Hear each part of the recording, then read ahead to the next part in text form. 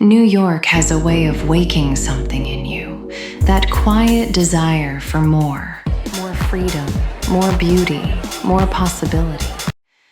Maybe it's the morning light hitting the buildings, or the way the city hums like it knows your name. And just when you start to feel that shift, that subtle pull toward the life you actually want, that's when I appear. Who am I? Let's just say I'm the whisper that shows up right before everything in your story starts to rise. Because the truth is, you're standing on the edge of a version of yourself you haven't even met yet. The one who walks with purpose, speaks with certainty, and attracts opportunities the way this city attracts dreams. Maybe you've felt it lately. That quiet confidence growing under your skin. The kind that doesn't beg, doesn't chase, just chooses. And New York? It always pays attention to people who choose themselves first. Soon, you'll realize this isn't about luck or timing. It's about alignment. It's about stepping into rooms knowing you're meant to be there. It's about becoming the woman who turns her own life into a skyline, visible, undeniable, and impossible to ignore. You know, at some point, we all start wondering what makes a woman truly successful.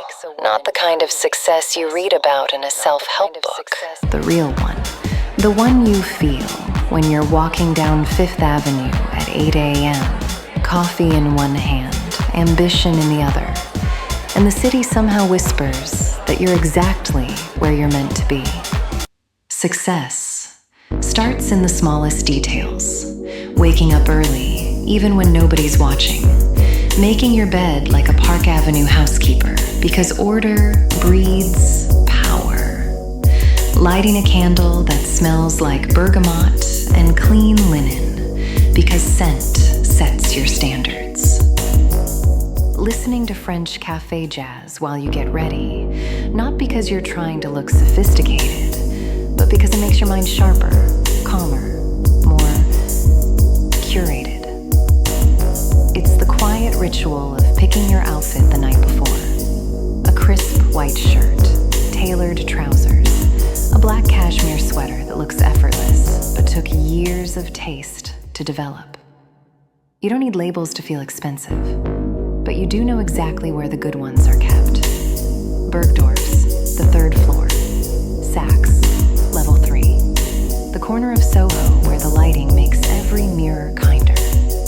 Success is walking fast, knowing what you're doing, looking like you have a reservation even when you don't, reading the news on the subway, scrolling through the cut, keeping a mental list of all the it girls who quietly reinvented themselves. It's dreaming of booking a runway even if you're still working a 9 to 5, practicing your posture while waiting for the kettle to boil, saving screenshots of Kate Moss airport outfits, rewatching The Devil Wears Prada, and pretending Miranda Priestley is talking to you. Success means choosing quality, a good trench coat, a pair of loafers that go with everything, a tote bag that survives the weather and your ambition, lip balm that shines like old money, perfume that smells like a Sunday brunch at the Mark. But it's also walking into Zara on a Wednesday night after work, finding a perfect blazer and styling it like it's straight off Madison Avenue. Because effortlessness isn't about money. It's about taste. It's understanding that the woman you want to become already exists somewhere in this city. Maybe in a walk-up in East Village. Maybe in a penthouse overlooking Central Park. Maybe sitting alone in a cafe in Tribeca, writing her plans. Black coffee, no sugar. Success is the art of editing. Editing your wardrobe. Editing your habits. Editing the people who drain your sparkle. Editing outdated versions of yourself. It's shopping trips that aren't really shopping trips. They're declarations. Stepping inside Bloomingdale's on a Saturday morning as if you're stepping into your future life. Running your fingers through fabrics you swear you'll own one day. Trying on sunglasses and imagining your name on a building. It's believing that the universe doesn't reward perfection. It rewards consistency. Even small consistency, like drinking your water, taking the long way home for the extra 500 steps, choosing to walk through Bryant Park just because it makes you remember who you're becoming. Success is holding on to your dream even when it feels ridiculous. Even when you feel like the city is too big, too loud, too expensive. Because somewhere between your morning commute and the golden hour on the Upper East Side, your life starts shifting. And the truth is, the woman who becomes her dream, she's not the one who waits for the right moment.